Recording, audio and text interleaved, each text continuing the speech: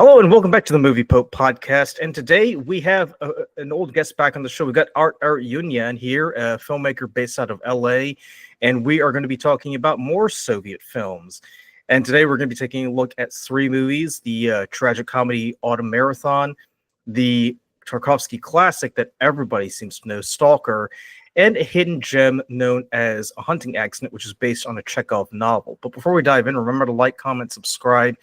And as always, thanks for tuning in, and let's get started. Art, how are you doing today? Doing great. Thanks for having me. Yeah, absolutely. And I'm really excited about these movies here because as I mentioned before, whenever you think of Soviet filmmaking, you normally think it's just propagandistic. It's very much, talking about glorifying the fatherland, but you always forget that there is a human aspect to the way that these movies are made. Right. I really don't want to repeat myself, but I definitely feel like the movies that we selected and watched this time around, they pretty much just emphasize the fact that that people have just as much doubt, have just as much concerns of love and jealousy as any of us, really. Yeah. So the first movie I want to take a look at is Autumn Marathon. And it should be a little bit familiar to us because the lead actor in that movie was also in the last movie we reviewed was Office Romance, right? Right. So I want to ask you, like, how well known is Autumn Marathon in the Russian speaking world? Like, is it as well known as Office Romance, or is it more of like you kind of have to be on the in crowd to know about it? It is a classic. People definitely know about it. It is a very popular film. It's not as quiet as celebrated as the Office Romance, because that's more of a comedy, and it's more digestible and you laugh at it. This one, Autumn Marathon, I think it's a little quirky, and it kind of tackles deeper themes, but it is a very popular film. It's populated with a lot of A-list actors in it. I mean, Oleg Basilashvili, who's in it, he's like a movie star. He was like a movie star, so it is a popular movie, well known, definitely. And the director is also a very well-known director. Yeah, and I was going to say, because I looked at the cast, the big one that stands out to me was Maria. I might butcher this, but Marina Nayalova. She's a pretty well-known actress in Russia, in the former Soviet Union, right? Absolutely, yeah. And I have to mention that all of these actors, they come from theatrical background. Yes, so they have that training. I think there's a similarity with British actors as well. Most of them kind of come from theater and theater school. So yeah, definitely she was a very well-known actor. Yeah, and I was going to say too, because when you watch the movie, it's like they just play these roles to perfection, because Andre and I gotta say, Andre, for me, he's probably the most tragic and sympathetic and yet dislikable character all at once, because this is someone who kind of just allows himself to be beaten up by the world, and he doesn't do anything. He's just it seems like he's just happy to be alive, really. I mean, what do you make of Andre? Because he's this guy who's a translator. He works with Bill, who's from Denmark, and Bill kind of just, I don't know. I kind of get the feeling that Bill, he really doesn't know what he's doing. He's just there. But then, but you see, like the real conflict isn't between Andre and his wife, but it's Andre and Alia. Because Ali is very much concerned about, hey, when are you actually going to be serious about this? Because she keeps bringing it over and over again. When are we going to have the kids together? Oh yeah. And Andre's like, what? Right. Андрюша, а твоя дочка на кого похожа? На тебя или на... Yeah, he's kind of like a guy that doesn't have will of power. He's like a yes man, and he's pulled in all of his directions. He cannot say no to everyone. And I don't think Bill works with him officially. I think maybe I missed it, I'm not sure, but I feel like he just helps him because he cannot say no to anyone, you know. That's what I was wondering too, because I'm like, because it's like everybody else, like in the publishing world in Leningrad, knows about, you know, Andre and his work, but, you know, Bill, he just seems to exist, you know, in the periphery. Like it's almost like he sort of exists in Andre's mind in a way. Нина прекрасная кулинарка. Не напрягайся, дорогой. Простите, очень тихо, плохо понимаю. А это я ему. Это на мне. Right. It's like the only people who see him are his wife, Andre, and Vasily, who, for some weird reason, you know, just wants to take him to go mushroom hunting. I get drunk. but I want to focus a little bit on the relationship between Andre and Alla, because I think those two have the most chemistry in the movie, because both of them, if and this is just me speaking here, you kind of get the feeling that both of them are beaten down, really, because Andre, we know he's a yes man, and yes men typically they're just gonna, you know, be agreeable to everything, and they don't win anything at the end. Alla, I feel like she kind of has to put herself in a similar position in order to appease Andre, but Andre doesn't really know what he wants. So you remember that scene where Alla just like confronts Andre in the street, and then she like walks off, and Andre chases her, and he nearly gets hit by that van. Мне что, в тюрьму садиться, что ли? Виноват. Андрей! Что он с тобой сделал? Мама. Right? Yeah. It's kind of like Alla knows what she wants to do, but then she kind of caves in at the last minute, and this happens frequently throughout the movie, especially as you get near the end, where Alla's like, you know, please return your key to me. You know, you're no longer welcome at my place. And Andre thinks he's free, but then he gets a phone call from Alla, and she's like, hey, are you still there? I've decided maybe I'm not going to be serious about this marriage I'm threatening you with to this other guy. So what do you think about the dynamic between those two characters? It is a very interesting dynamic. It's almost like she plays the adult, and that the scene that you brought up, where he's hit by a van and she comes to his defense, like physically starts fighting with the driver. So I feel like she's the adult, and I think she has that innate need in her to take care of someone. She doesn't have children. She keeps talking about having a baby with him, but she doesn't have any. But I think she has that innate need to take care of someone. And here's this guy who's very weak. He's very talented. He's very well known in his industry, and you know, he's very much revered. But he's helpless, you know. So I think that's the dynamic between them, that she can't let go of that need, and he's the perfect object of that need. He needs to be taken care of. Right. Do you really think she loves him, or is it more of just like an affection for him? Because I wasn't too entirely sure if she really did, you know, have the same romantic feelings, you know, that he would have for her. Because to your point, it sounds like she's more maternal. Because you remember when he comes to visit her, she's like, oh yeah, you know, that one button near your chest, you know, is using the wrong thread color. Let me go and fix that. Oh, and by the way, I knew you'd be hungry, so I made you some dinner. Right. I feel like there's a lot of people like that. For them, they can't separate. So if I feel the need to take care of you, and you look like someone that needs to be taken care of, that's how I love you. You know, that's how I understood it.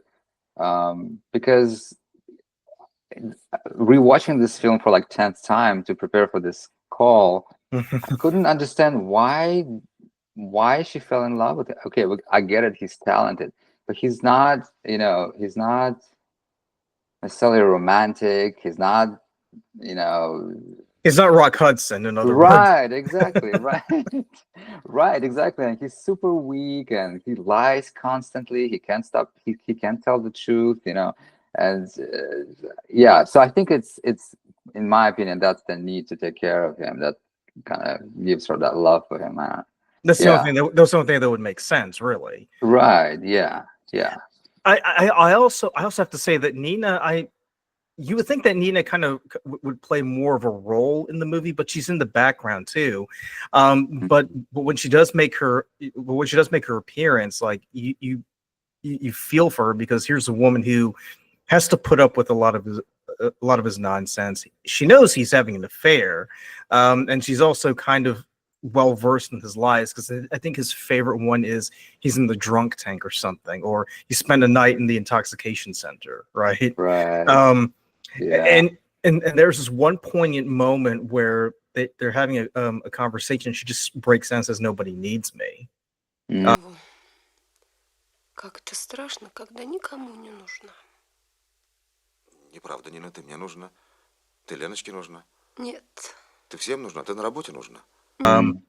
And a part of me feels like, yeah, that's true. Nobody really needs you. You don't do anything. Right. Yeah, that line stood out to me. I kind of like paused it. I'm like, it just it felt a little. But then I remembered it's 1979. So, Yeah. it was people. We as humanity were much more sentimental than I think.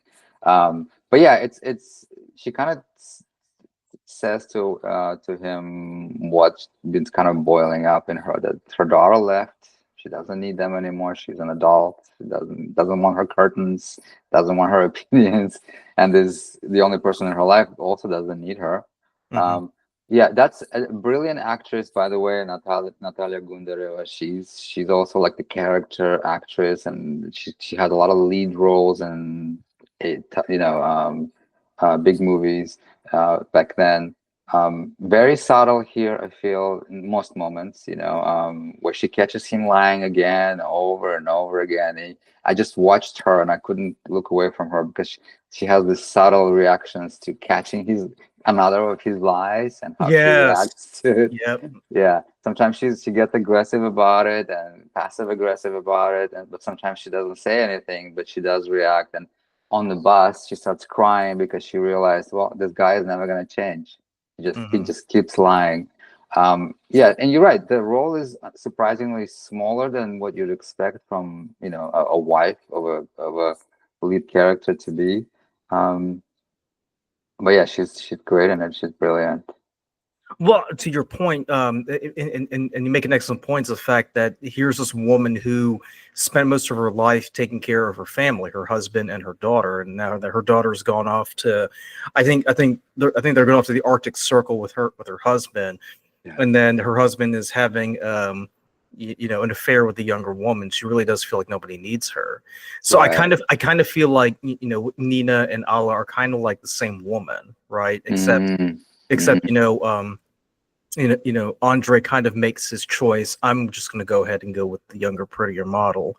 When maybe he has the realization, maybe he doesn't, that he's basically running to going to his wife. Really, the person he should have been turning to was his wife, because I'm sure because she pretty much does the same thing, but it's like for whatever reason he goes to Alla, who I don't know.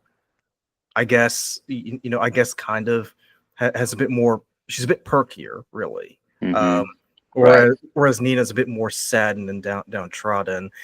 No, I will say, like the way that this movie is labeled, it's labeled as a tragic comedy. Now I can sort of see the tragedy in it, but the comedy part took a little while for me to understand.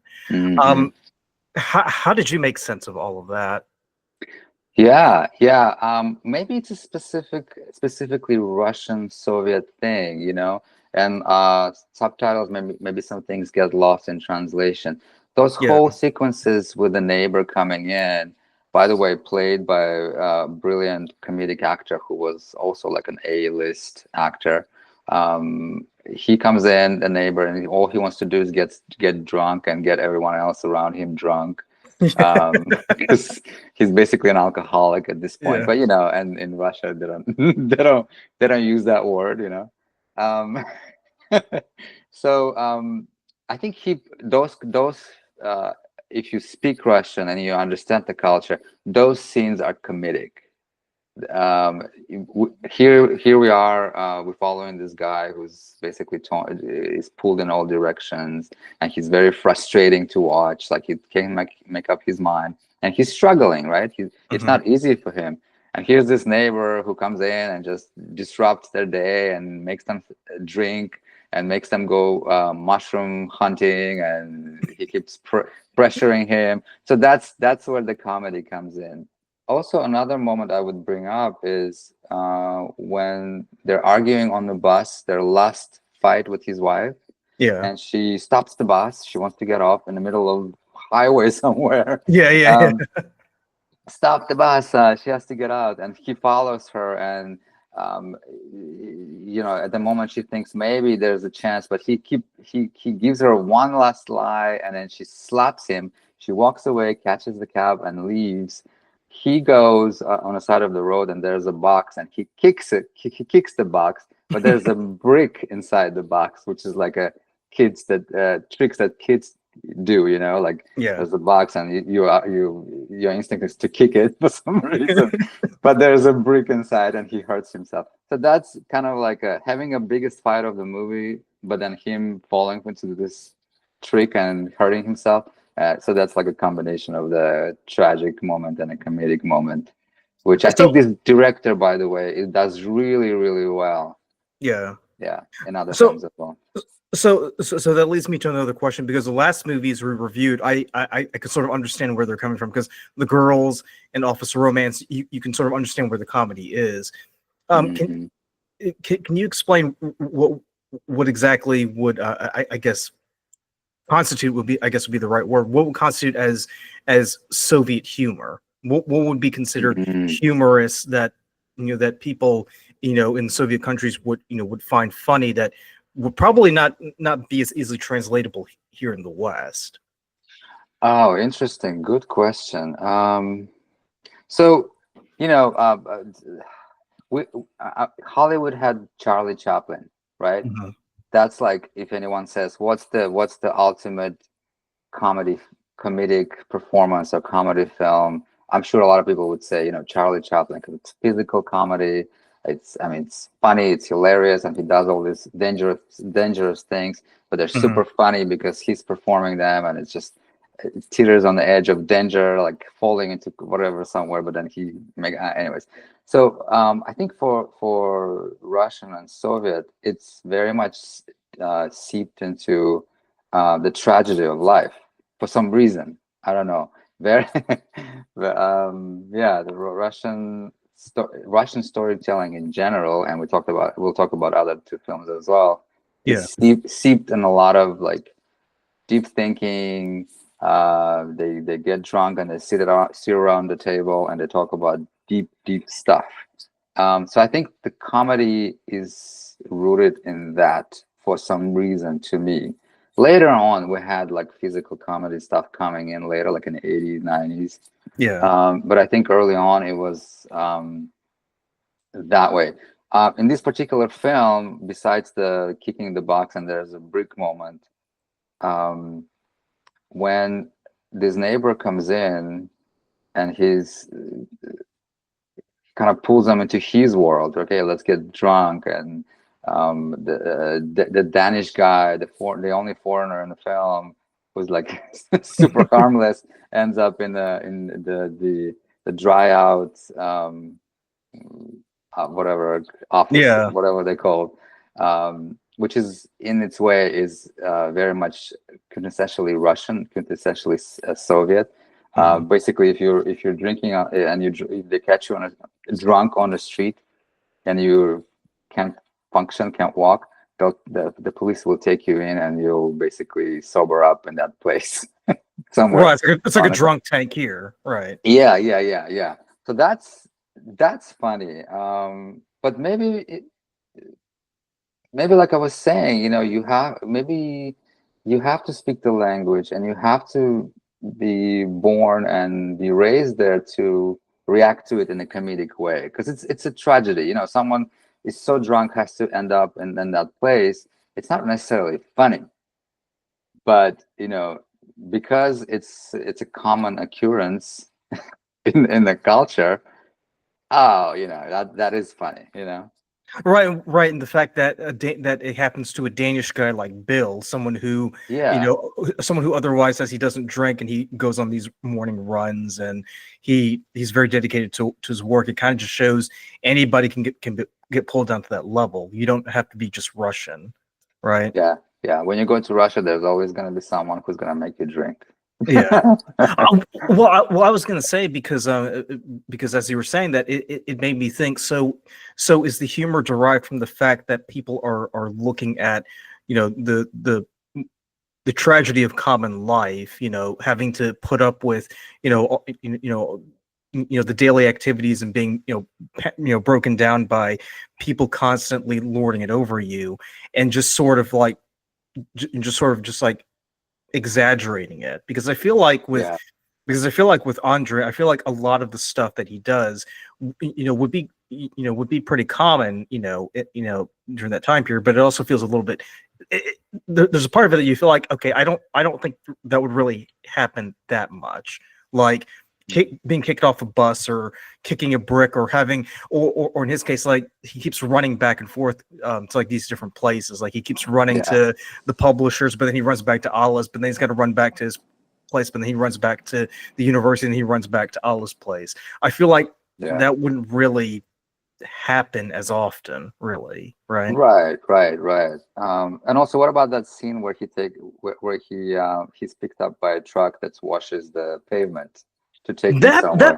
that part I did not understand. I'm like, that cannot be a thing. People don't stop a washing truck and get in. To me, that's the genius of the director Georgi Danelia, right? Yeah. That's the thing. I always thought that it's not the first time that this is happening, and he knows the guy who's driving the truck. Okay. You know what I mean? And the whole running back and forth, as we were saying, that's the marathon, And then, yes, obviously we do see him running with Bill regularly, once a week or whatnot. But the real marathon is his whole life is running Yeah. back and forth. Yeah. Well, what Yeah. about that? Well, to go back to that scene where he gets hit by the van, what I thought was interesting was like this one guy comes out and he grabs Andre and like bends him over, but then it's like, oh wait, it's Yeah. this driver, so he grabs him and bends him over. I'm like, is he a cop, or is that just a citizen's arrest, or what is that? Or is Yeah, that part of the comedy too? that's the absurdity and the comedy. But it also is rooted in reality that at that time people would step in. They would not just walk by. All right. And Leningrad, which is now known as St. Petersburg, is a big city. So, and big cities, people have seen everything and they'll just walk by. But then people were very much invested in what's happening around them, and they would step in. And so Right. this little guy, steps in and basically takes control of both of them. But that's the absurdity. I think that's the absurdity, and that's kind of an example of what that Soviet Russian humor would be. That's just like out of nowhere. And when you watch the movie, it's kind of like a theater of the absurd, really, because Yeah. it's not based on anything exaggerated or anything, or it doesn't even make you feel good at the end. It just leads to frustration, because we see, like, at the end he answers Allah's call, and then Nina comes back, and then and then you see he's doing the little running routine with Bill. You come to realize he's not going to change. Like he said, he just wants to live that life, and he seems pretty content with it, even if it's a bit weird, So I'm wondering if the comedy is just led to the fact that it's not about feeling good. It's just about expressing frustration and humor at a man who just refuses to change. Yeah, definitely. That you're definitely right. I agree with you. Yeah, that's exactly what it is. And it's on some level, it's also balancing out the main storyline. Yeah. You need a little bit of humor there to kind of keep people watching, maybe. Yeah. And I was going to say too, because I think I said it last time, but I think it offers a wonderful slice of life view into into Russia in the late 70s, because it's Yeah. just because you get to see the city environment in Leningrad, but you also get to see the countryside, and I thought that scene in the forest was funny because apparently they walked all the way over there. They didn't drive or anything. Like they were just walking around. I'm like,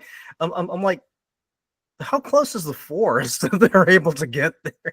I know, yeah. And that's that guy who came in and basically disrupted their day. They were working on something, and he just, he just made them do all these things, Yeah. Yeah. One thing I No, want to, yeah.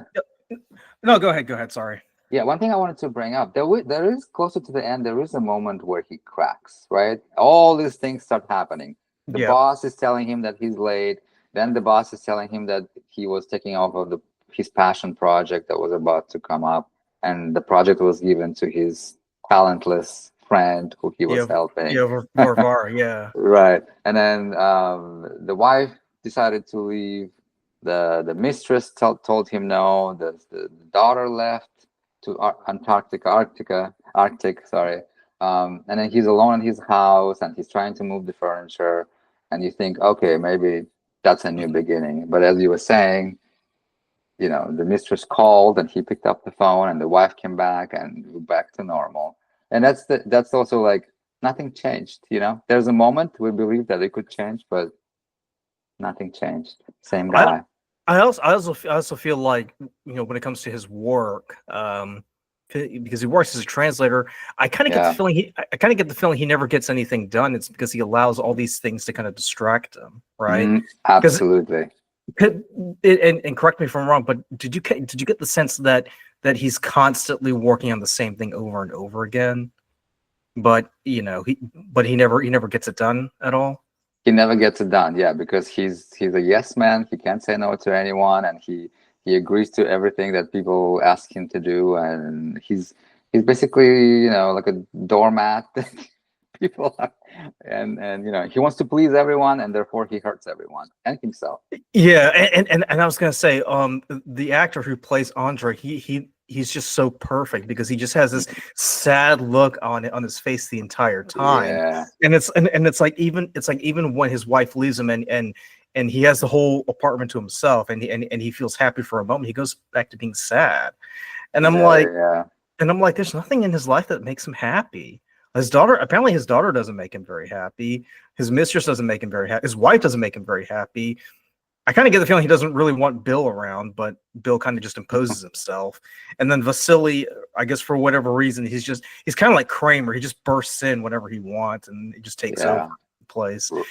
You know what? This movie kind of reminds me of the myth of Sisyphus. The guy who pushes the rock up the hill, but then the rock comes down and he has to go back and keep doing it again. Oh yeah.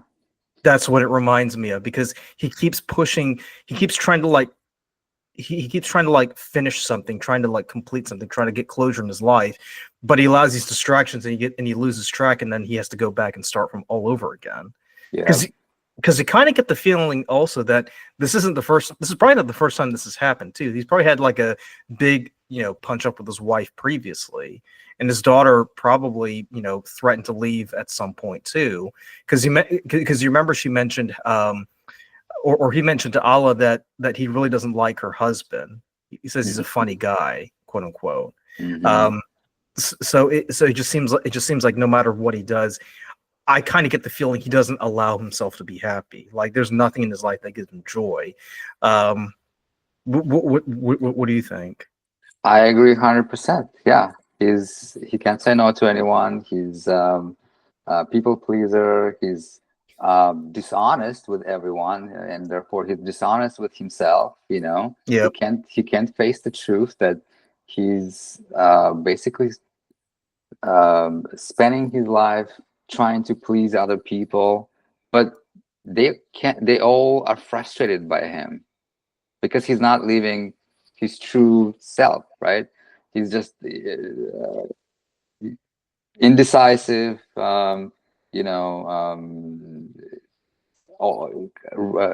he's full of weaknesses, and Yeah. Yeah. I mean, it's a really really funny movie, but it also requires a lot of thought too. And speaking of requiring a lot of thought, I want to turn to Tarkovsky's Stalker. Mm. Now I read that a lot of filmmakers and celebrities and actors have cited Tarkovsky as one of their favorites. And I remember watching a Criterion video with Jude Law, because Criterion's when the celebrities go into that closet with DVDs and they Yeah. pick like movies. So Jude Law goes into into that closet where he picks a DVD, and one of the movies he picks is Stalker by Tarkovsky, and he cites it as one of his favorite films. And and this was after I watched Solaris. I'm like, huh, that's very interesting. So I watch Stalker, and the first hour of the movie makes absolutely no sense.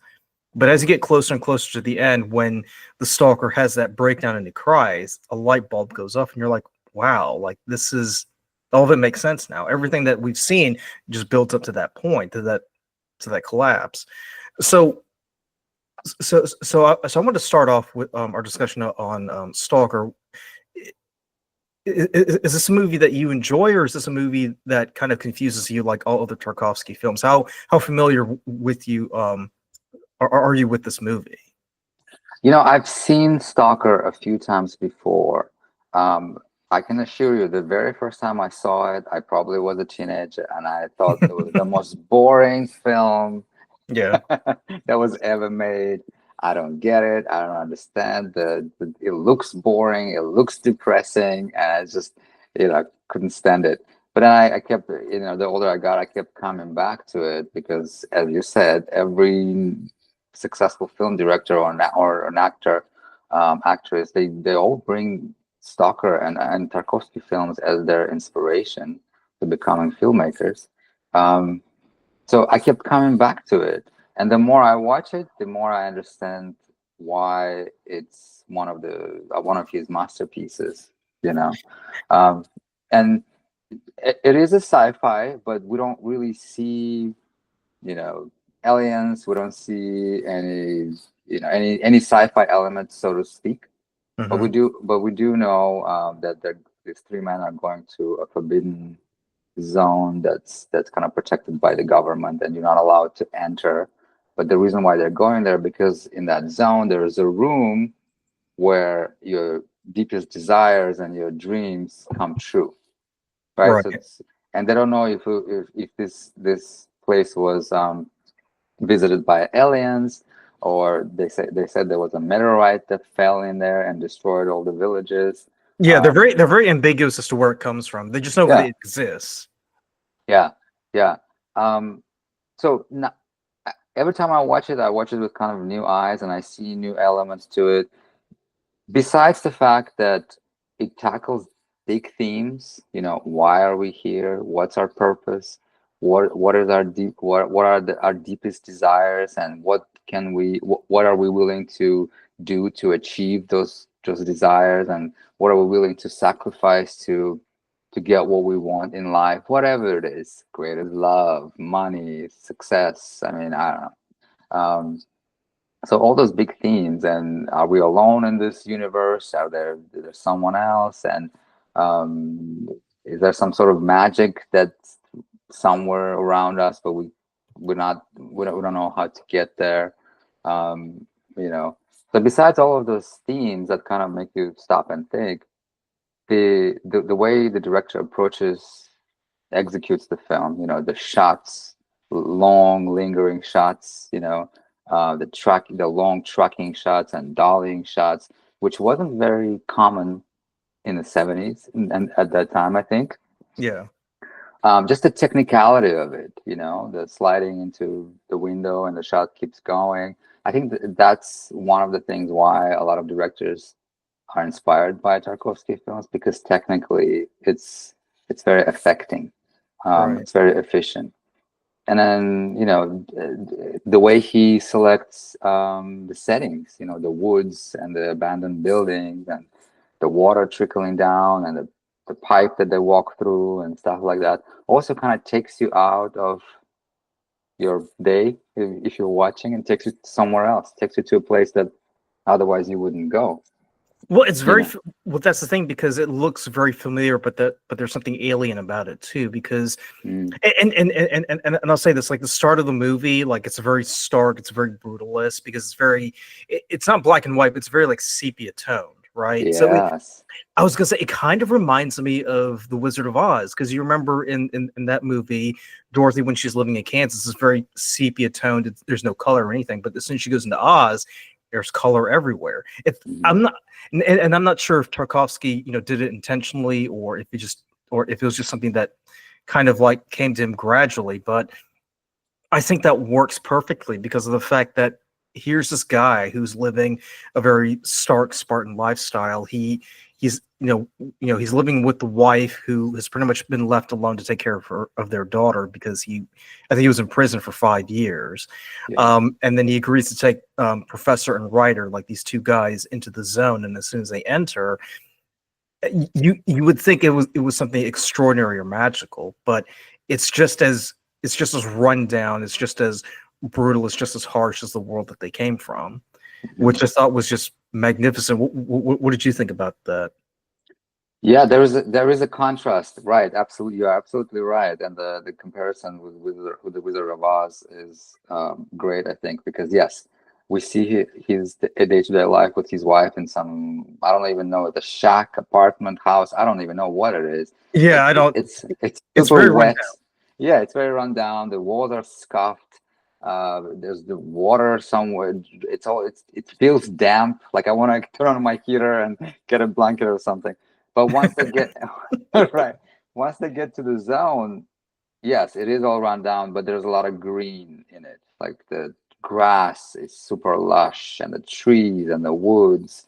There's even flowers there, so there's more color in there. So it's most likely a metaphor that these particular three men find that forbidden place more desirable than their own day-to-day lives. Our lives Yeah, are difficult, and then they enter this magical place that might grant their wishes, and it's just more colorful and enjoyable. yeah, and I was gonna say because to your point, like Tarkovsky is famous or infamous for his long shots. So what we see probably like in the first 30 to 40 minutes of the movie, it's just them just trying to get through the barrier. So they're Yeah. going through this. So they're going through this process of having to get into the Jeep, and then they're driving around to avoid the guards, and then they're driving to all these rundown places, and Yeah. and I had to rewatch that opening part earlier today because at first I was a little bit confused about that, and I was like, this serves no purpose. Like you could have just done probably like a few shots of them evading the guards, and then they get in, and that's it.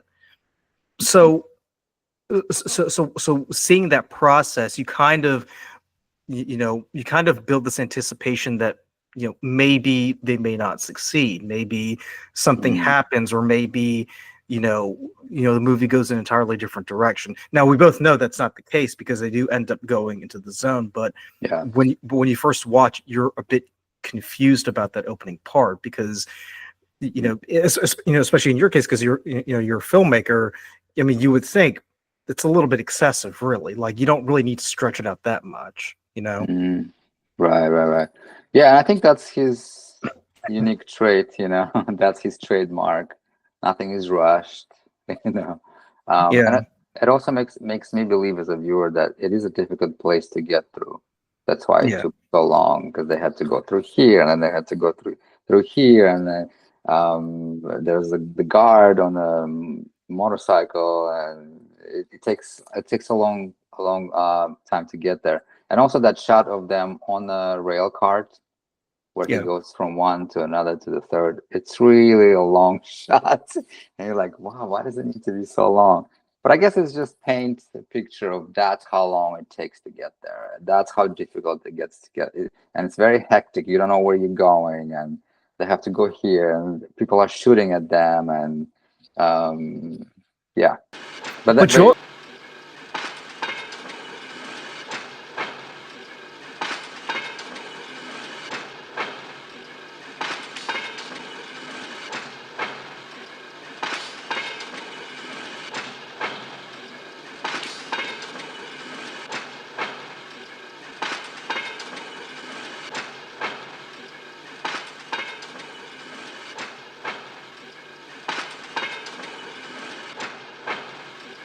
but But that's very you long. Yeah. But I was gonna say you also get to see just how valuable the stalker is because he knows the tricks of the guards, and he kind of knows how to time it just right to where they can follow the train through these gates and kind of get into the barrier. Um, so so I do want to talk a little bit about the three characters because they're very peculiar. Because you've got the stalker, who's basically the guide who's leading them into the zone. You've got professor, and then you've got writer, and both of these men, they're pretty unhappy with their lives, so they're banking on the fact that if they go into the room, they can find the remedy to what ails them, and they can live much more happier lives. But the stalker tells the story of Porcupine, Mhm. and he talks about how Porcupine, managed to get into the room and got what he wanted, but then he hanged himself afterwards. Right. So you kind of get the feeling that, right off the bat, that the room isn't exactly what you would imagine it to be. Um, Mhm. and what's fascinating too is that they keep talking about, oh, the room is this great thing, like it's going to fix all of our problems, but we really don't know too much about that, really. Mhm. Right, right, right. Yeah, there is a moment where I had to kind of slow down and really pay attention to what they were saying. There was a lot of things said at the bit closer to the end when Stalker breaks down and he talks about Porcupine and what happened. So the room basically grants you a wish that you think you want. I think I want financial success. I think I want to be wealthy. But what is it that is truly that I what is this the deep down, what is it that I really want? It's Mhm. not to be wealthy. It's, I don't know, maybe to be accepted or to be admired, to be loved. I don't know. So, but the porcupine got the wish that he thought he wanted. He wanted to be wealthy, so he got all this money. But in reality, that's not really what he needed to be happy. So I Mhm. think I think that's the also one of the many messages that this film kind of bears, that what we think we want on the surface is not really something that we need to be truly happy. And it's funny too because we discussed Autumn Marathon a few minutes ago, where we're talking about a character who refuses to change and refuses to be honest with himself. Yeah. I think what's so fascinating is the fact that you have this room that is willing to grant you whatever wish you want.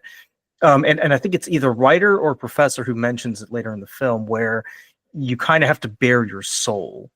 So in other Mhm. words, you have to be brutally honest with yourself in order to ask the room what you want. Because I think with Porcupine, he said he wanted. I think what originally happened was his brother got killed, and he goes to the room and asks for his brother to come back. But deep Mhm. down, he didn't care about his brother. He just Mhm. wanted the money. And then with the guilt of having taken the money but not gotten his brother back, that's why he ended up doing what he did. You know. Right. Guilt killed him. Yeah. Hmm. Um, and that's another thing too, because you also get to see the trials that they go through, because the stalker pretty much explains, that the zone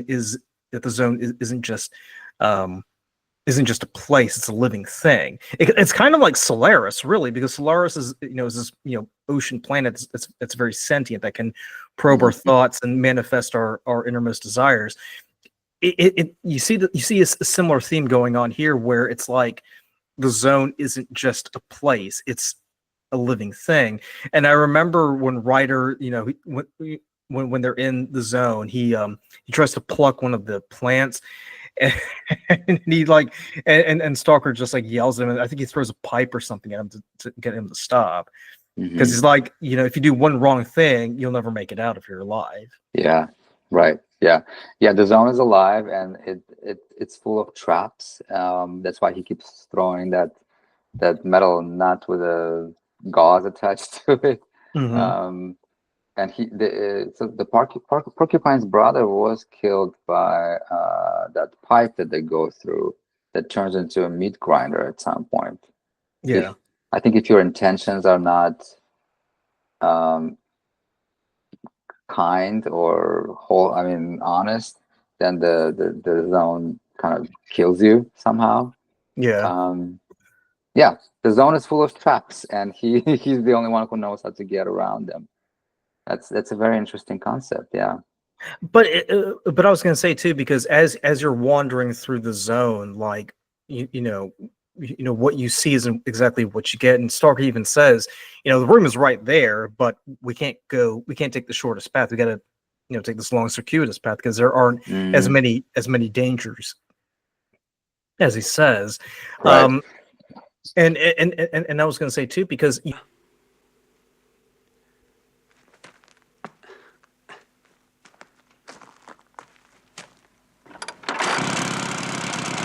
almost get this feeling like where the journey itself is an opportunity for you to kind of examine yourself and see if this is something that is worth going through. Because when you look at the whole place, I mean, you would think that the zone is like a magical, area that's very clean and pristine, but it isn't. It's very dirty. It's very run down. There are just like bits and pieces all over the place, right? Then Yeah. there's nothing living, and I think they even say, the flowers grow here, but you can't smell anything. Right. Yeah, and there's some skeletons there at some point. There's this dog running around that probably stayed there because the dog's owners died there. Yeah, very interesting. And also, the message I got from the whole point of what we have to go around because it's safer as opposed to just straight right there because the room is right there. Yeah. If there's something that you desire, you have to be patient with it. It's not from A to B. You have to find your way to it as opposed to just, darting to it. So that's how I understood it, that you have to be patient with things that you really value in your life, and the right things will happen if you just slow down. And yeah. Well, it's also very theological too, and I would say, yeah. because I've only seen 2 Tarkovsky movies so far, but I would say, I would say Stalker surprisingly is the most theological out of all of his movies, because the themes and the themes of the movie, especially when he rails on the fact that people don't have any faith, and that's why they can't get to the room. It just speaks to the fact that there's more to it than it simply being a science fiction movie, like you said. But what I also find pretty interesting is the fact that not only are these people who have to be honest with themselves and figure out what do I really want, and is this something that I really really desire, but I kind of get the feeling, and please feel free to correct me if you think I'm wrong. I feel like what Tarkovsky is doing is sort of saying, hey, we live in a society where God, is absent, because the Soviet Union was infamous for being an atheistic state. I think what Tarkovsky is doing is saying, us just living for ourselves isn't the way to go. We really need to, reach for something higher than ourselves. Call it whatever you will, aliens or God or whatever. But we need something much higher than ourselves, because it allows us to confront, what is within us, and therefore make us better people.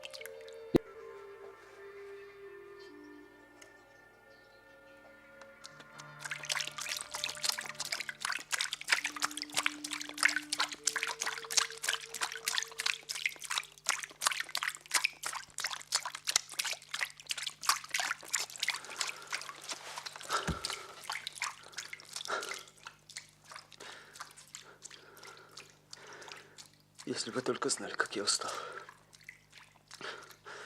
Одному Богу известно. А еще называют себя интеллигентами, эти писатели, ученые. Успокойся. Они же не верят ни во что. У них же орган, этот, которым верят, атрофировался. Успокойся. За ненадобностью. Перестань. Пойдем, ты ляг. Не надо. Ты ляг. Ты здесь сыро, тебе здесь нельзя. Сними.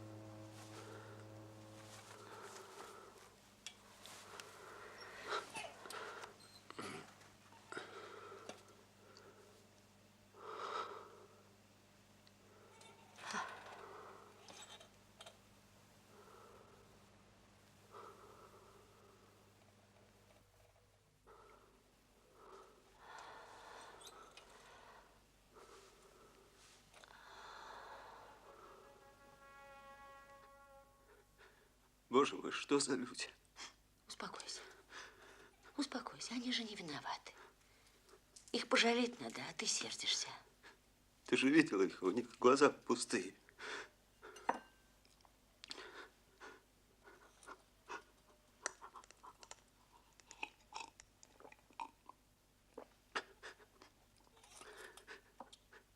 Они ведь каждую минуту думают о том, чтобы не продешевить, чтобы продать себя подороже, чтобы им все оплатили, каждое душевное движение.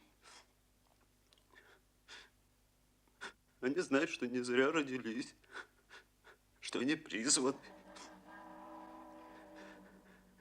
Они ведь живут только раз. Разве такие могут во что-нибудь верить? Успокойся. Не надо. Постарайся уснуть, а? Усни. И никто не верит. Не только эти двое. Никто. Кого же мне водить туда? Господи. А самое страшное, что не нужно это никому. Никому не нужна эта комната. И все мои усилия ни к чему. Ну, зачем ты так? Не надо.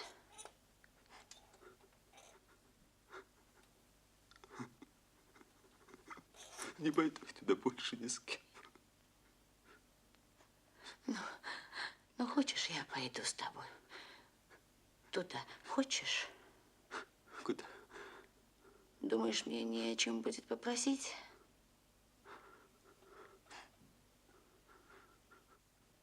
Нет. Это нельзя. Почему? Нет, нет.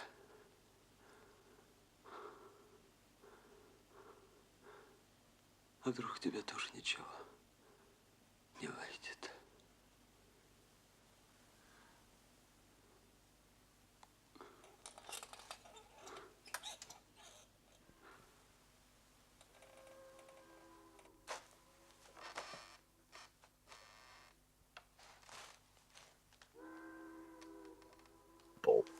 Yeah. Yeah, Yeah, you have, which I think is the metaphor of the journey and them undergoing these trials to finally get to that point, you know? mhm. Yeah, absolutely. And I think it's not the first time he touches those themes. And he in his interviews he mentioned God, and I never thought that he was a religious person. I don't know if he was a religious person, but he definitely considered those things. You know, he definitely um, thought about those things. He thought about is there anyone besides humans out there? You know, is it God? Is it aliens? Is it something else? And absolutely, yeah. And that's definitely one of the themes in Stalker as well, for sure. And he also like quotes the Bible too, because I remember he does quote from the book of Revelations at one point when they're resting in the meadow. I was gonna say like so when they finally so they undergo the trial, so they have to survive, you know, these tunnels and having to deal with all these different trials and tribulations. But when they get to the room, you know, the professor kind of reveals he's got a bomb in there, and his intention is to blow up the room. Now, what I think is kind of funny is the fact that you see this telephone there, it rings. So when it rings the first time, Ryder answers, it's like, oh no, this isn't a clinic, and then he hangs up. But then Professor takes the phone and he calls a colleague of his and basically, you know, talks about, hey, you know, I'm here, I'm going to blow it up, and you're all going to be sorry about this. I was a little confused about that scene. Did that make sense to you at all? Because I wasn't sure if that was a real phone call he was making, or if that was just the room, you know, doing another one of those trials to kind of see what's going on with, you know, in their heads. The phone is interesting choice. The way I understood that part is that being in a zone brings out your deepest insecurities, your deepest fears, your deepest desires, and at that moment, when he was calling his colleague, and we find out that there were competing colleagues, that I think he had an affair with his wife or something like that.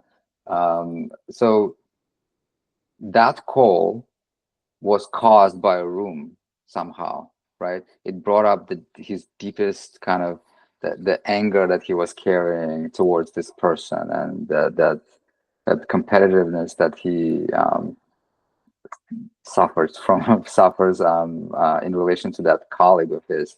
And I think that's what the call means, because if you hear what the other guy on the other end says to him, he keeps pushing his buttons. He keeps telling him, "You're still a loser. You know, why? Just because I slept with your wife, you're still holding on to it, and you know, you're not. What are you trying to achieve? Why are you going there? You know, you're gonna get in trouble. I'll get you in trouble." So I think the room brought that all up. Yeah, Trauma. Yeah, but yeah, so basically it was another trial, really. And then when they finally get to the room, it's like they come to the realization maybe we shouldn't go in after all. Yeah, yeah. And I was a bit frustrated at first because I'm like you guys like survived like this entire trial of going through the zone, and then at the last minute you're like, we're not going to go in. And you kind of have to wonder, like, I mean, is it just because they've come to the realization of who they are as people, and they've come to make peace with themselves, or is it just they believed the story about Porcupine, and they're like, I don't want the same thing to happen to me? And you kind of get the feeling it's kind of all of the above, really. Like any reason you pick would be a valid reason for why they didn't go in. Right, absolutely. They all went. The writer and the professor went there with a certain goal, and maybe the professor is the one who kind of held on to his original goal, which is to blow up this place, right? So nobody has sort of, because he drops the bomb later on. Right. He doesn't. Yeah, he dismantles it. But yeah, you're right. Like if we all approached our goals and desires this way, where you have to go through something and kind of think about it, it might change. Let's say if you want to be successful at something, successful at your job, let's say, what is it that you really want? Why? I guess the question is why. Why do you want it? Why do you want to be successful at your job? Maybe because you want to be loved. Maybe there's something missing. There's a void in your life. I think it's an interesting.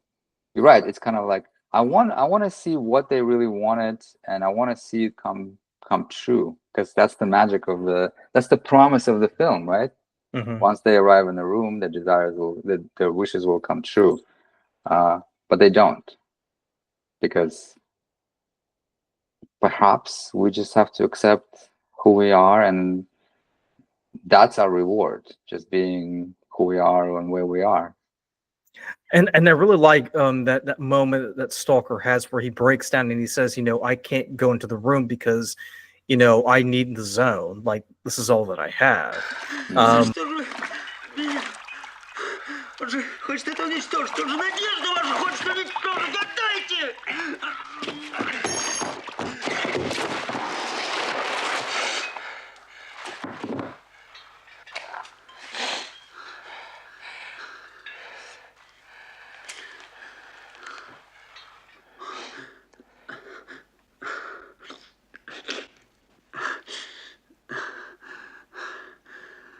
Ведь ничего не осталось у людей на земле больше. Это ведь единственное место, куда можно прийти, если надеяться больше не на что. Ведь вы же пришли. Зачем же уничтожаете веру? Да замолчи!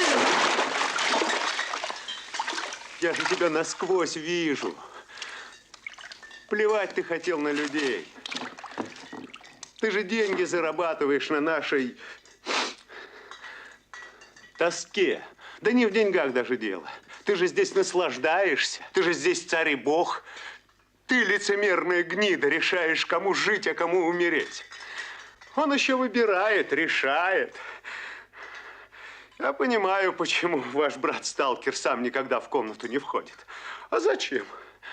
Вы же здесь властью упиваетесь, тайной, авторитетом. Какие уж тут еще могут быть желания? Это неправда, неправда. Вы ошибаетесь.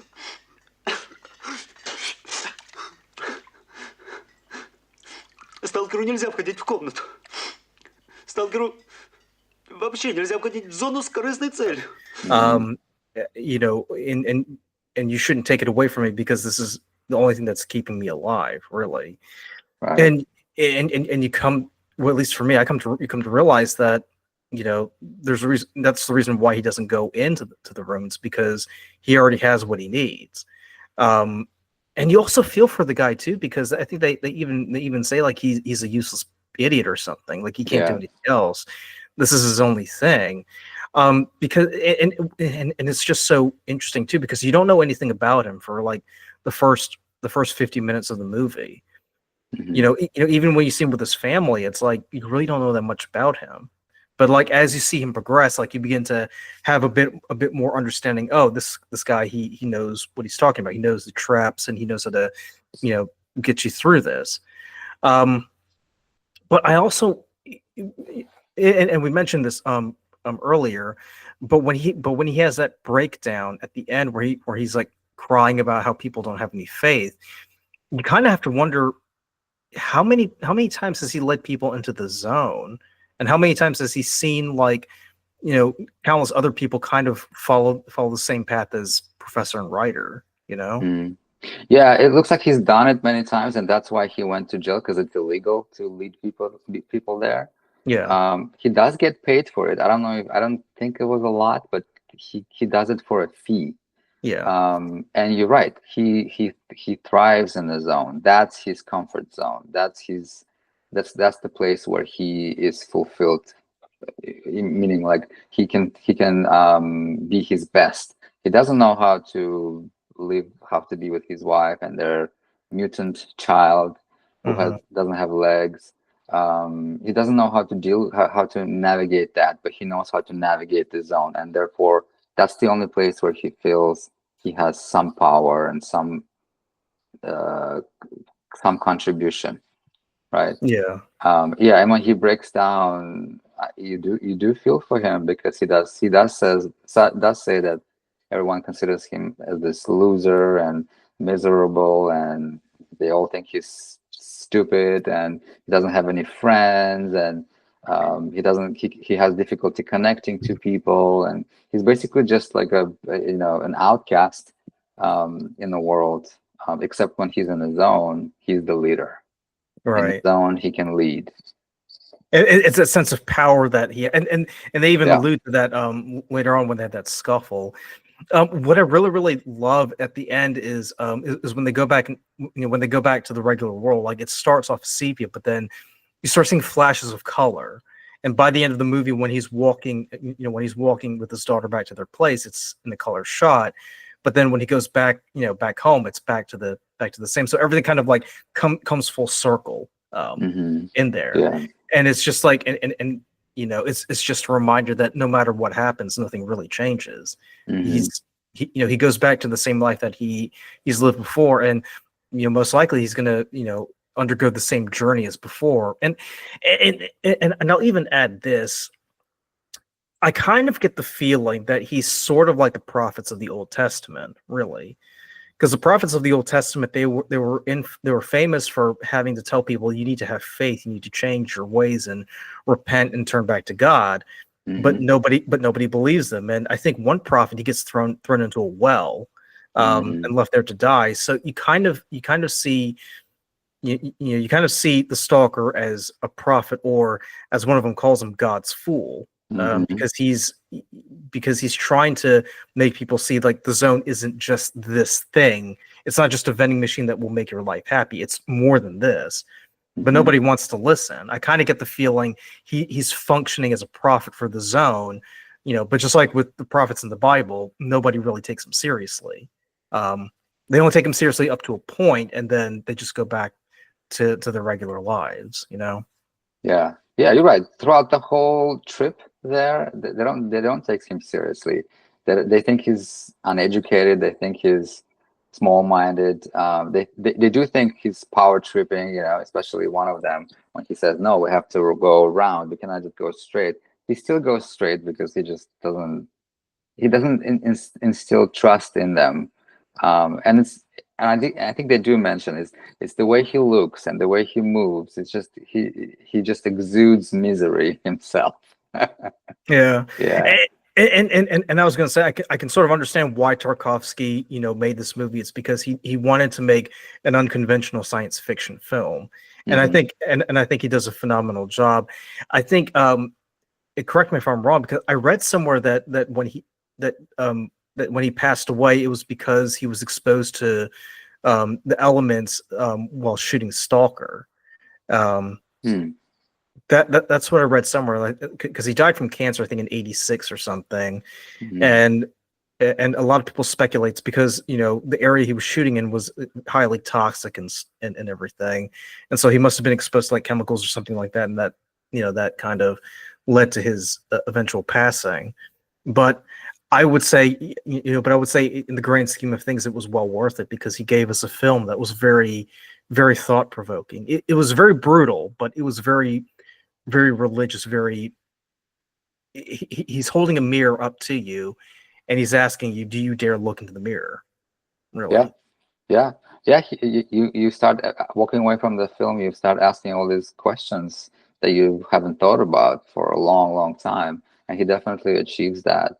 And I love that he gives us a little element of sci-fi at the very end with where his mutant daughter moves glasses on the table with her mind. Oh yeah. I'm like, okay, thank God, there's some sci-fi in there. Well, it also ties into the faith element too, because because in one of the Gospels, Jesus says, "If you have enough faith, you can move mountains." And when he rails on people not having faith, and his daughter is able to like move glasses and everything, it kind of shows maybe faith isn't completely lost. It just manifests itself quite differently in different people. It occurs in a way that you probably wouldn't least expect it. Yeah, and also it kind of proves for anyone who's watching the film and they think, oh, the Stalker is just making everything up, because we don't really see anything, Yeah, exactly. He's just throwing random stuff around. Yeah, just because he says it works here this way, I mean, we don't get any proof of it. We don't see porcupine. We don't know anything. But at the very end, when his daughter moves the glasses with her mind over the table, they're like, oh, that was all true then. He wasn't lying. And that's why his daughter is a mutant, because he goes there very often, and it caused his daughter to be born without legs, and she can move objects with her mind. Yeah. I mean, she can move in a different way, just not with her legs. Right. Exactly.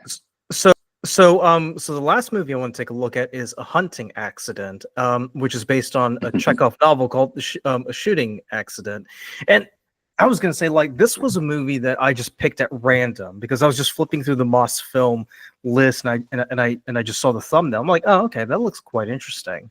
Yeah. So so I'm watching it on, so I watched it on Wednesday, and I rewatched over and over again. I mean, the way that it's shot is just so beautiful.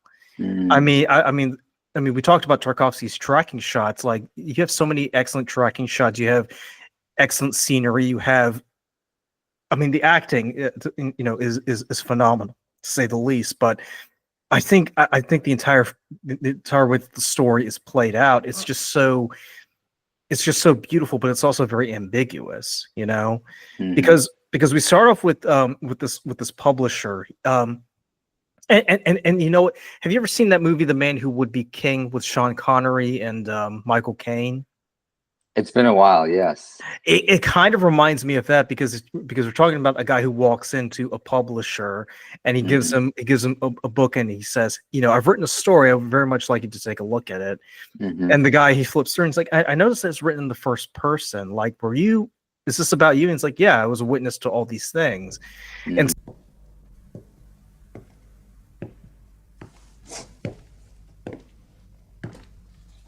Позвольте представиться. Кандидат прав Сергей Петрович Камышев, Бывший судебный следователь. Весьма рад. Чем могу быть полезен? Я написал повесть, которую бы хотел напечатать в вашей газете. Садитесь. Что? Садитесь, говорю. Благодарю вас. Я вам признаюсь откровенно, я написал эту повесть не для авторской славы. А для чего же, интересно? Ну, по некоторым причинам материального порядка. Как бы заработать хочется. Неважно. Каков сюжет вашей повести? Сюжет не новый. Убийство, любовь. Бульварщина. Ну, прочтите, узнаете. Все, что изображено в этой повести, от крышки до крышки, происходило на моих глазах. Я был и свидетелем, и действующим лицом. Что ж, похвально. А как называется ваша повесть? Драма. На охоте. Хорошо, оставьте, но вам придется подождать. Долго? Не знаю, в Москве сплошные беллетристы, все пишут. Зайдите месяца через 2, через 3. И не очень спешите. Долгонько. Ну что ж, не буду настаивать.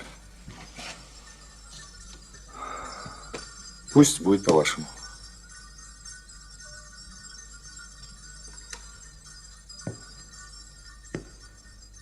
Спасибо за аудиенцию, пойду домой.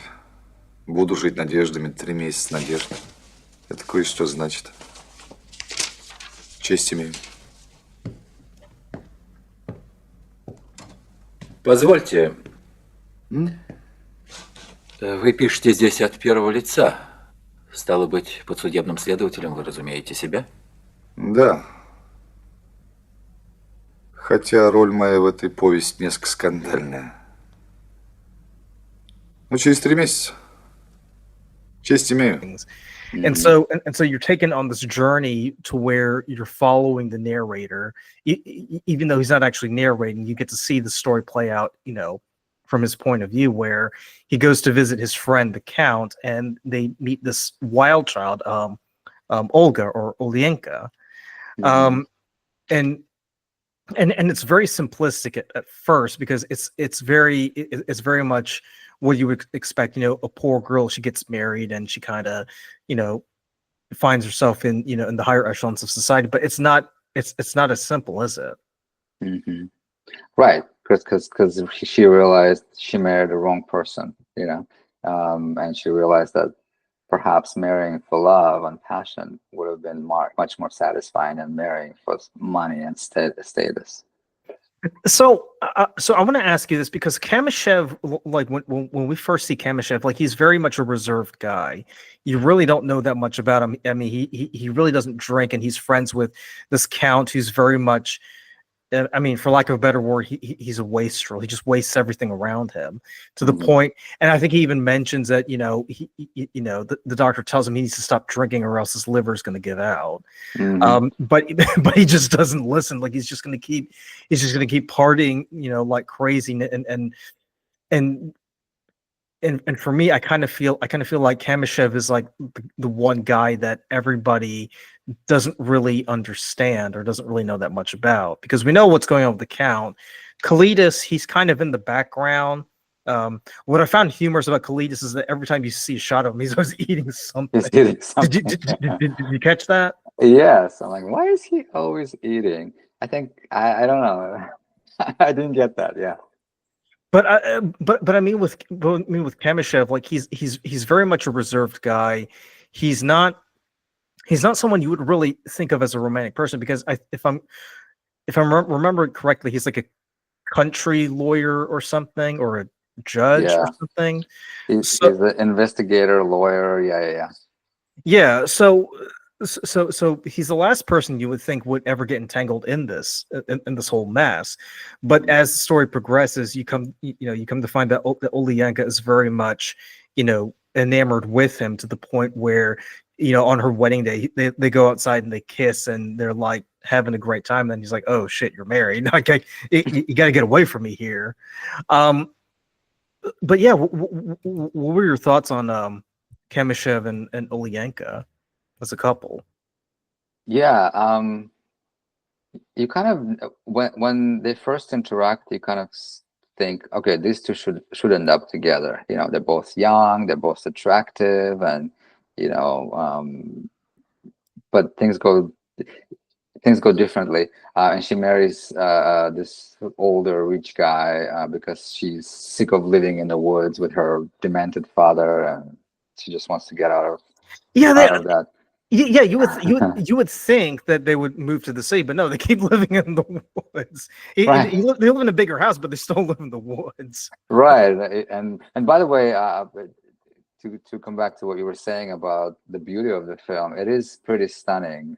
It's 1978, and it looks so beautiful. I mean, the production design, the setting, the location, you know, the houses, it all looks so beautiful and lush. You know, there's like a lot of, especially in the Count's house, there's a lot of elements that he picked up, looks like from his travels. You know, there's like stuff from Asia, and there's like rugs and the backdrops. It's also pretty and beautiful and stunning.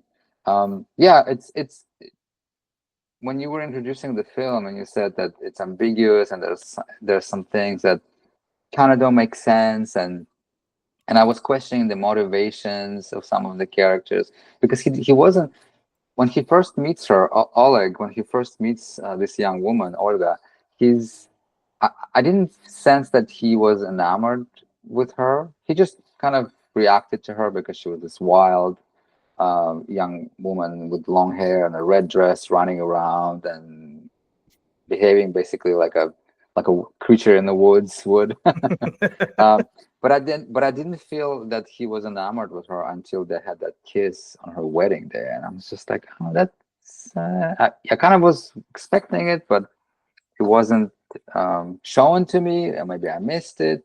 And she was also kind of conflicted. She said she always loved him, but for some reason she could have married him because he was also well off, not as rich as the other guy, but you know, she could have married him. And I think, and then I stopped questioning all those things, because that's what I guess Chekhov wrote. He wrote these characters that are not black and white, and they're conflicted, and they make choices, and they regret the choices, and they make mistakes, and they try to fix them, but they don't try to fix them. They don't want to fix them. They don't know how to fix them. So it's all messy. It's a mess of decisions and unclear motivations, and it all kind of erupts in this tragedy. Yeah, because to your point, Olga's very much someone, you know, I think she's 19 years old in the movie, so she really you know, she really doesn't know what she wants. She's very much a very passionate person. So a part of me kind of doesn't feel that much sympathy for her, because it's like, you're still a child, you're still trying to figure things out. Yeah. And to your point, if you know, the reason why Kamyshev doesn't really pursue her, it's because he's very set in what he wants. He knows, you know, what works for him. So and I would also say too that the reason why he finally gives in is because she keeps insisting on it. She keeps forcing the issue on him to the point where it's like he just can't resist it anymore. He has to give in to her. Right. I mean, what I will also say too is the fact that you know, you don't really know that much about Olga either, because we know that she lives in the woods. We know that her dad is a bit crazy. I think he's like in a mental hospital or something, or sanitarium. Right. So really, when we meet these characters, it's we just accept them for who they are. We don't need to go into the backstory of knowing where she came from, or how did she get to that point, or how did Kamyshev come to live, you know, in the countryside and all that stuff. Yeah, absolutely. No need to overanalyze the film. There's also, I noticed that the flow is a little uneven in the film itself, and I think maybe it was done on purpose. I'm not sure. I was wondering, because I noticed the same thing too, but then I was like, wait, if this is, if this is the publisher reading the novel, obviously it's going to be a bit disjointed because it's going off of his perspective. That's the only thing I can think of. Right. And an injection of the gypsy culture and the gypsies, the band of the gypsies that live in the count's house. Well, he hired them, he pays them to be there. Yeah. That's also interesting. And maybe it's probably a metaphor for who Olga was. She was kind of like this wandering spirit, not haven't matured quite yet to understand the consequences of her actions, and doesn't know what she wants, and kind of knows what she wants, but she's not sure. Yeah, but it's very interesting that the structure is very interesting, even though it's a framing, right? He comes in with his book, and at the very end, he's also at that office, and the whole movie is basically what's in that book, in a way. Well, I was gonna say because because as the movie progresses, we get to see that Olga, obviously she's in a loveless relationship with this older man, and the older man gets very jealous because she's spending more time with these other people, and it gets to the point where he beats her one night and she like flees to the count's house. But so in a way you kind of sympathize with her for that, but at the same time it's like, this is the 19th century. She's a woman with very little prospects. This is probably going to be the best she ever gets, so she kind of has to suck it up and deal with it. So where it becomes tragic is they go on a hunting trip, which is where we get the title of the movie, and this part really confuses me because we see Kamyshev and Olga having, walking around the woods, having a talk while everybody else is kind of getting drunk and having a picnic out in the meadow. And then all of a sudden, like, the Count walks in with, with his dead wife, or not dead, but she's like severely wounded. So, and I'm not sure if you came to the same conclusion. You kind of get the feeling that Kamyshev was responsible for the entire thing. Yeah, right. Because that's the last person we saw her with, and they were arguing, and then next thing you know, she screams in the distance, and then next thing we see her husband, the older guy, is carrying her body. I mean, her wounded body out of the woods.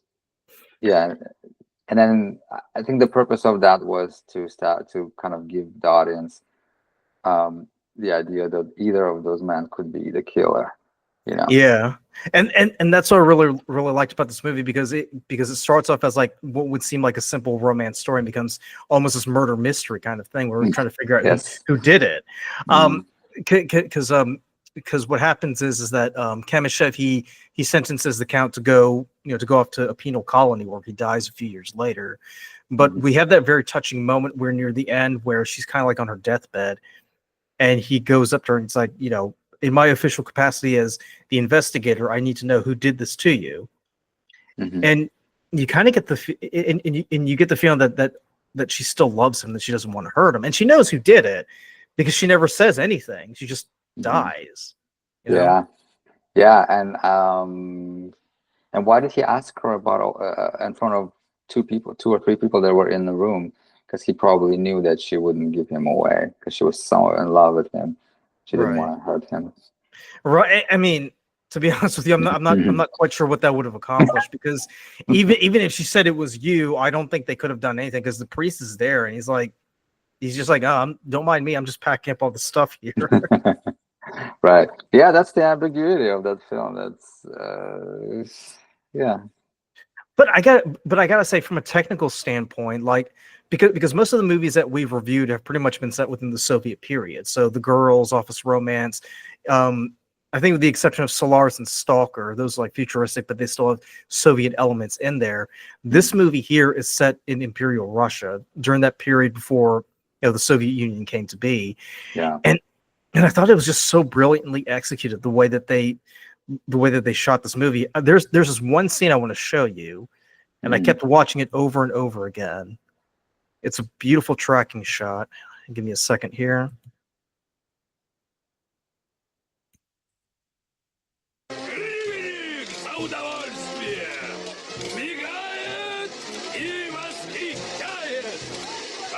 меня не смотрите, не смотрите, а подходите и платите. Hold on. Mhm. Let me get this here. It's when she's on the cart. Oh, okay. За кого? Фу ты, боже мой. Да заурбенина. I mean, look at that. Look at that tracking shot right there. It's beautiful, yeah. It's so smooth, and it gives you the impression that they're on the cart with her. Now, obviously, it sounds like they've got a dolly going on next to them, but look at Его that. любовь надежная. Yeah. They built the tracks to make sure that the camera doesn't wobble too much, because the cart would, I don't know if we don't even see the cart in the shot, so maybe when we don't see the horse and the cart itself, maybe they are on some sort of a dolly as well that moves them smoother. But there, like in that shot, she bobs a little bit, so maybe she is on the cart. Yeah, it's beautiful. I mean, And, just look at how smooth it's run, because it gives you the impression that they're in the cart with her. Yeah. And in 1978 they didn't have stabilizers. You couldn't Yeah. stabilize, so it had to be in camera. But look at that shot, like it's just so smooth and still. It's not wobbling or anything. Yeah.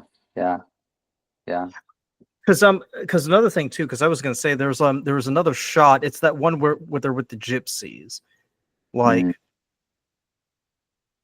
this shot here. Oh, like, yeah. The landscape shot is just phenomenal. Yeah, I love that. Look at that. The mist coming in the background.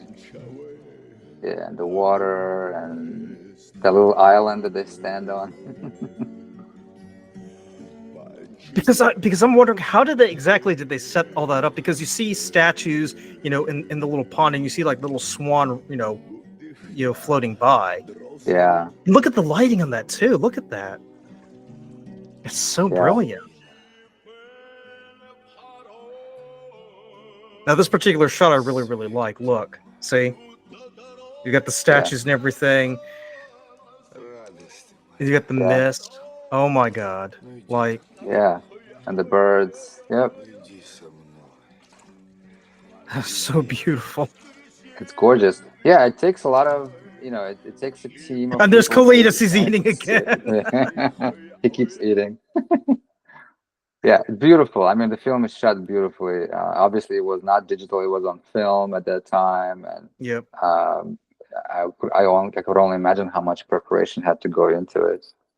Well, especially because they're making a period piece. It's not like they can just shoot it, shoot in the streets of Moscow or Leningrad. They have to go to like a particular place, which is perfect because the way that the movie is set, it's set up in the countryside, so it works perfectly for them. And even when the count goes into town, they really don't show that many shots of the town. They still focus on that one area. Mm-hmm. What I really, really like is the fact that even though it's set, even though it's set in the woods, it's just as dramatic as what you would see in the city. And I think for me, when you're watching this movie, it's like, because the woods are supposed to be like a place of innocence, a place where people can run free and be free. And you sort of get that feeling at the very beginning, but as the movie progresses, you start to see a loss of innocence, really. Right. And I think Olga pretty much embodies the innocence that you see in in nature, because here's this wild, free-spirited woman that everybody's in love with, and then when she gets married, she becomes this docile, depressed kind of person, and at the end, Kamyshev kills her because it's like, I don't want you to turn into this bitter old woman. Like, I want to remember you as this young, beautiful, vivacious woman who was in love with life. It's kind of a mercy killing almost when you think about it. Mm-hmm. Right. Interesting. So I was going to ask, like, what were your thoughts on A Hunting Party as a film? Because, like I said, I mean, this is the first movie we watched that was set in a completely different time period.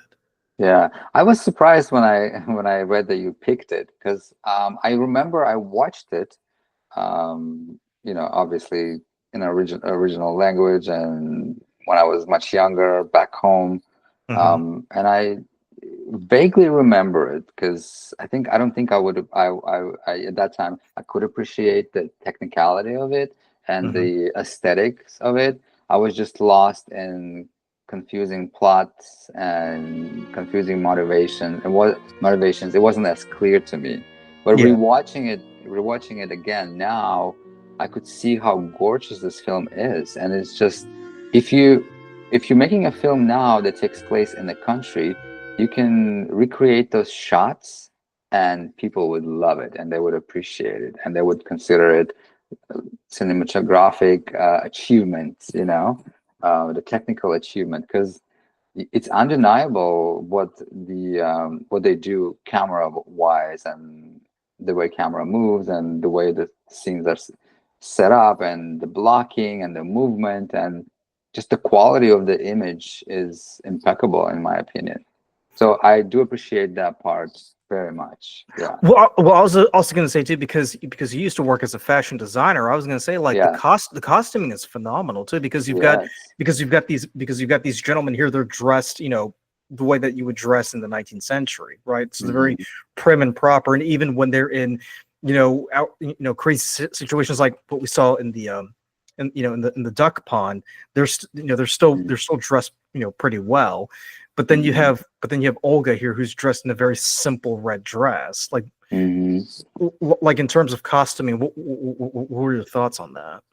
Yes, that when she's in the beginning of the film, where she runs with kids across the woods among the trees in the red dress and with her long hair, you're like, oh, okay, we kind of know what she is and who she is. It's wild, the color of red, it's color of passion and inhibition. And then when she marries a rich guy, she starts wearing clothes that are more polished. There's this riding when she rides a horse with a hat and a veil. There's this beautiful like crochet-like element on her dress. That's when they're in the woods, right? Right before she gets killed. Okay, I know what you're talking about. Right. And all those capes that she wears with a big hood, those are pretty dramatic. Yes, I like, and then also the gypsies too. The young gypsy, young gypsy Tina. She also wears beautiful kind of wedding-like dress at some point, and I like that. I really appreciate that. And it's amazing too, because you would think the Soviet Union couldn't produce films of that quality, but you watch and you're like, this is beautiful. This is like something you would see from the BBC, really, or from any Hollywood studio. Very much so, yeah. Because if the Mosfilm, who produced that film, right, the committee, which is government organization, if they back the film, they go all in with their resources. They finance it. They bring their team, the best possible people. And I think that's the advantage of having had that system then that was kind of controlling everything, is that if they did control it, it had to be the best they could do. Yeah. Right? Yeah, they couldn't just, half-ass it, really. Yeah. If Mosfilm is producing it and it's Moscow, the center, it had to be the best of the best of the best. I know that in case with Tarkovsky, he had a lot of disagreements with the studios, always, how and what, how much he needed. So I can't speak to that. But in this particular film, it looks like all of their resources went in there. Yeah, they definitely got their money's worth. And I was gonna say, in terms of the story, like it's just so brilliant, because you come to find out, or you come to the conclusion with the publisher that Kamyshev was responsible for killing Olga, and that and you would also kind of infer that he did it as an act of mercy for her. And then Kamyshev.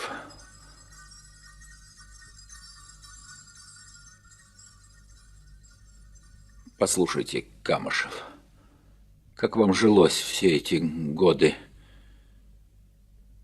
после того, как вы убили Ольгу Урбенину?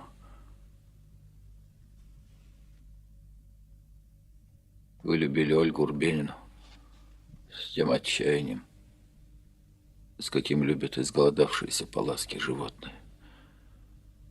Муж может убить из ревности, Любовник, полагаю.